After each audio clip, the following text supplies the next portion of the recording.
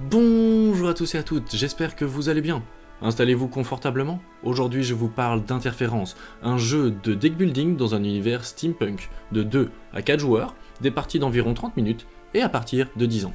Dans cette vidéo je vais vous présenter un tour de jeu, ce qui vous donnera une idée globale de celui-ci. Mais n'hésitez pas à télécharger la version print and play, à aller l'essayer directement sur Tabletop Simulator ou encore lire les règles du jeu. Toutes ces informations ainsi que mes informations de contact sont disponibles dans la description. Rendons-nous maintenant dans cet univers où vous incarnez un pirate qui voulait court-circuiter les ondes de l'Empire. Du moins, peut-être que tout le monde n'incarne pas le même rôle, car en début de partie, j'ai pioché une carte m'indiquant quel rôle je jouais et donc ma condition de victoire.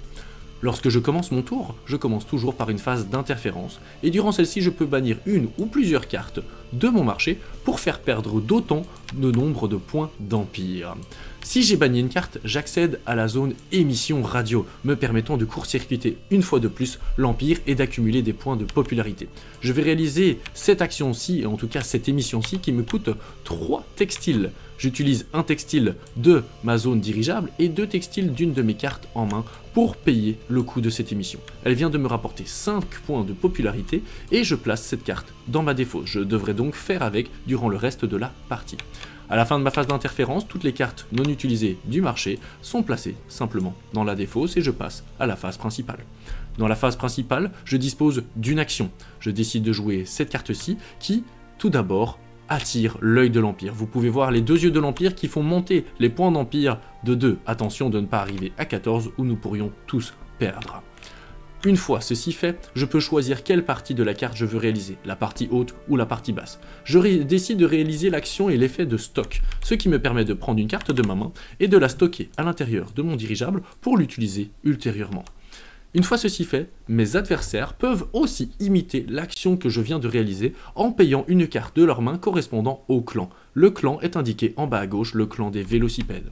Mon adversaire décide de faire de même en payant avec une carte correspondant, et il fait l'action de stock et il décide de stocker l'icône, la partie basse de la carte, la partie miroir.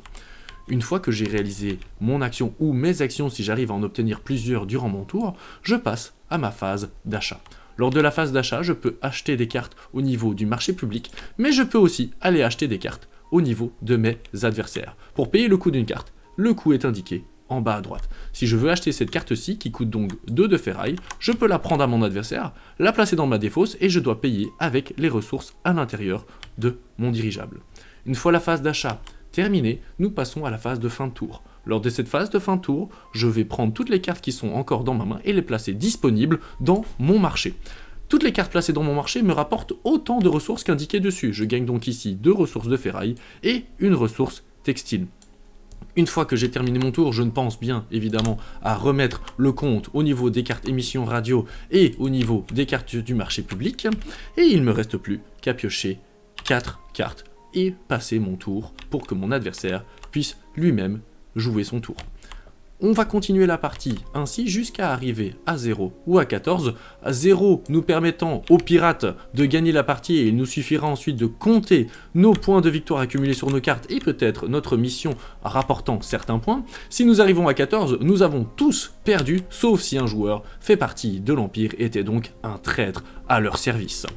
Il y a différentes cartes, différents effets de cartes vous permettant d'acheter des cartes, vous permettant de rejouer, il y a différents clans, il y a différentes manières de gagner des points de popularité et vous avez peut-être maintenant envie de jouer à ce jeu. Je me permets encore une fois de vous inviter à télécharger la version print and play, à peut-être venir tester le jeu sur Tabletop Simulator ou passer faire un tour pour lire les règles. C'est donc un jeu de deck building, c'est aussi un jeu semi-coopératif où vous incarnez un personnage et donc c'est un jeu à rôle caché. Il y a différentes missions, il y a de la gestion de ressources, il y a du gain de celle-ci, il y a des choix constants à devoir faire et de l'interactivité étant donné que les adversaires peuvent interagir sur votre marché mais peuvent aussi imiter vos propres actions. Ce sera à vous de prendre la bonne décision.